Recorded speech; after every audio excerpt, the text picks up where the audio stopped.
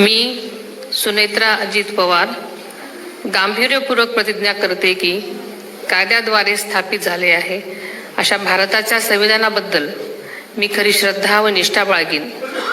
मी भारताची सार्वभौमता व एकात्मता उन्नत राखीन. मी महाराष्ट्र राज्याची उपमुख्यमंत्री म्हणून माझी कामे निष्ठापूर्वक व ससद्विवेक बुद्धीने पार पाडेन आणि संविधान व कायदा यानुसार सर्व तऱ्हेच्या लोकांना मी गांभीर्यपणे व निपक्षपातीपणे तसेच कोणाच्याही विषयी ममत्वभाव किंवा आकस न बाळगता न्याय वागणूक देईन.